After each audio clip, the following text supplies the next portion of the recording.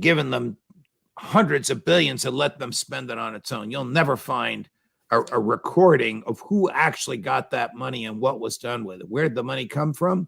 The American Treasury. How did it get into the American Treasury? Either tax dollars or money borrowed in the name of the taxpayers, who, of course, have to pay it back. You know, this article that you've written, it's so powerful. And the information that you're providing here, and how the government has really robbed us of our freedom. Congress has not declared war against Russia, but President Joe Biden is surreptitiously fighting one.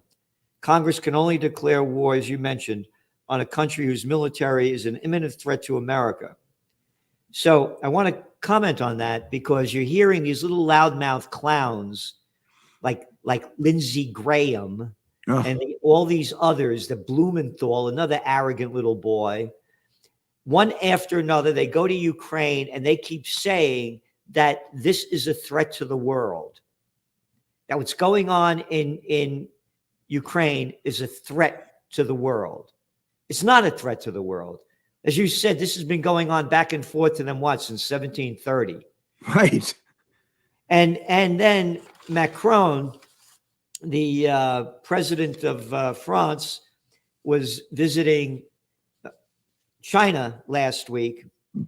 And he goes on to say, Macron calls for Europe to not be caught in the conflict in Taiwan. He said, because the question Europeans need to answer, is it in our interest to accelerate on Taiwan? No. So is it in our interest to ramp up the war in Ukraine?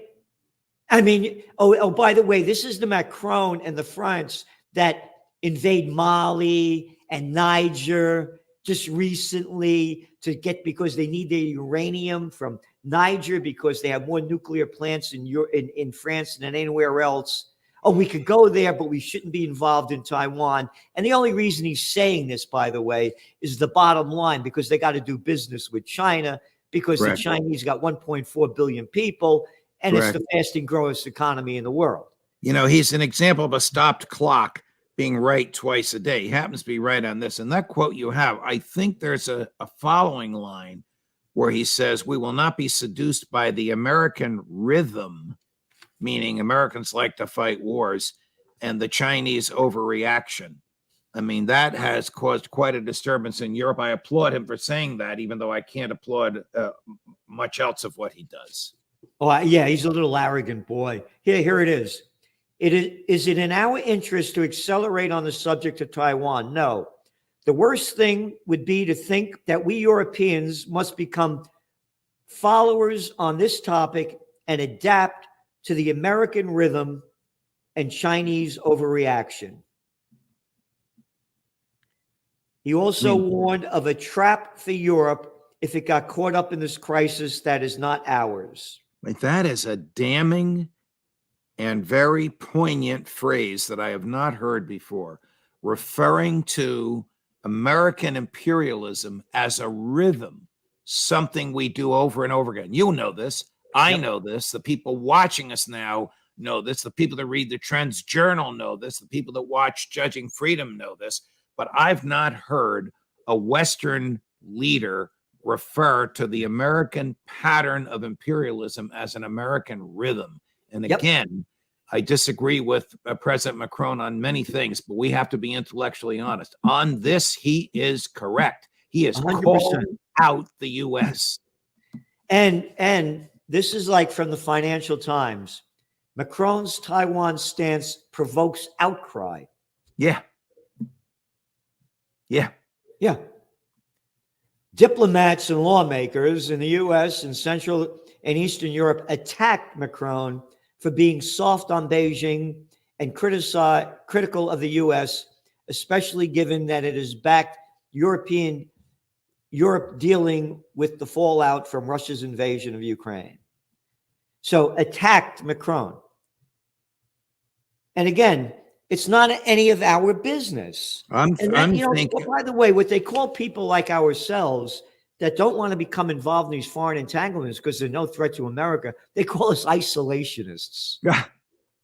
I don't care what they call us. As But far I'm as just I'm saying the concerned, stupidity of it. we are following one of the greatest speeches in American history, which is George Washington's farewell address, warning against foreign entanglements, which, for the most part, until Teddy Roosevelt came along, the American government followed. Well, you Now, forgot Woodrow Wilson. yeah. Well, Teddy preceding Wilson. Oh, I'm Wilson, sorry. I thought you meant FDR. You're right. Teddy Roosevelt. Yeah. Wilson, of course, doing far more damage with World War I and all the other stuff. Yeah, I was thinking FDR. Yeah, what Teddy Roosevelt, the invasion of Cuba, and we still got Guantanamo over there, right? Right. It's a lease. When does that lease expire? Who do we send our lease payments to? I mean, it's a farce. Just stole the property. Yep. 40,000 square miles. That thing is half the size of New Jersey.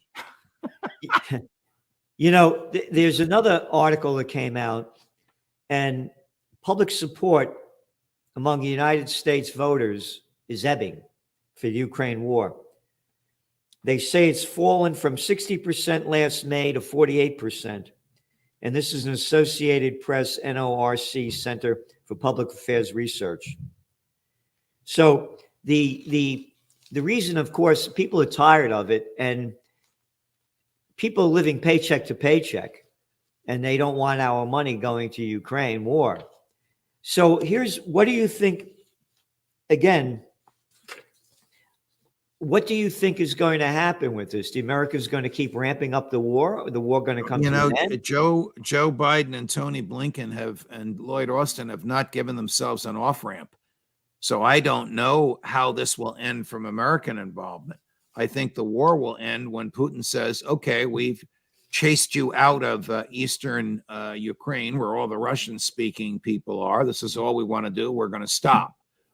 Zelensky said last week that they won't stop, again, nonsense, until the Ukrainian flag flies over Crimea. I assume he's saying that just for domestic political reasons. He can't possibly believe that to be so. So at some point, they'll just stop fighting, even though the Americans don't want them to do it. How Biden gets out of this, I don't know. But I do believe, just my gut, Gerald, that the president, Joe Biden, wants to run for re-election as a wartime president. So I don't think this is going to stop before 2024. His heroes are Abraham Lincoln and FDR, and he wants to emulate them by running as a wartime president. This is his war. He ought to look at what happened to Lyndon Johnson in 1968. Afraid to run for re-election, and rightly so, because the Vietnam War had become so unpopular. But he and his people seem to think they can pull this off. And they've been in this business for a long time. When Colin Powell was lying at the UN about weapons of mass destruction, when George W. Bush was throwing Phil Giraldi out of the Oval Office because Phil, as the CIA briefer, told the president there are no weapons of mass destruction. The chief of staff of the Senate Foreign Relations Committee and the chair of the Senate Foreign Relations Committee were beating the drums for war. Who were they? Well, the chief of staff then is now the Secretary of State, and the chair of the Senate Foreign Relations Committee then is now the President of the United States. This pattern doesn't change, Gerald. No, Blinken and Biden, they're B and B, right? Yeah. Blinken and Biden, there's not a war that they didn't love, not a war that they didn't support.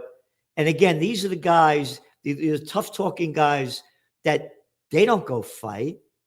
No, they just send others to go do the dirty work. And again, anybody that wants to support a war, put on your military drag, get your gun, go over there and fight, or shut your mouth. That's the way I look at it. And again, as you said, in Ukraine, they're taking people our age and young boys to go fight. So they're in, they could go lead the charge or shut your mouth. Anybody that wants to support war, go fight it. That's the way I look at it. Judge, this article that you've written, again, it's so powerful, and everybody should really go to Judging Freedom. And of course, you're going to have on again Colonel Douglas McGregor talking about the Ukraine war and where it's going. So I have Scott Ritter, a dear friend of yours and mine, one of the most courageous people in America and one of the most brilliant on military and intelligence matters, today at 11 Eastern. At 3 Eastern, I have a man the Judging Freedom audience loves to hate, former CIA senior official, 40 years in the CIA, Jack Devine, who starting to acknowledge that the Russians are moving westward and can't be stopped. And then tomorrow at 4 o'clock in the afternoon Eastern, Wow. The great Colonel McGregor himself. Wow. Well, thank you for all that you're doing. Listen, everybody listen to what this man is doing and what we're doing to try to give people the best that we can to bring life, liberty, and the pursuit of happiness back to what used to be called the United States of America. Now it's the USSA, the United Soviet States of America. And by the way, everyone, May 27th, up here in Kingston, New York, on the Four Corners of Freedom, we're going to have another Peace and Freedom rally. It's going to be called Make America Healthy Again in every way that we can.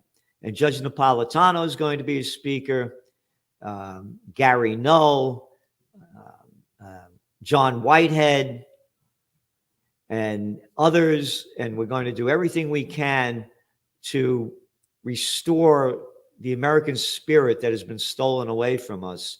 And it's time to do it because most people are fed up with the establishment system anyway. And we need to build the path back to what it used to be. And Judge Napolitano is doing everything he can to do it. Judge, thanks for being here today. Thank you, Gerald. Always a pleasure. Until next Wednesday, my friend. Ciao, ciao.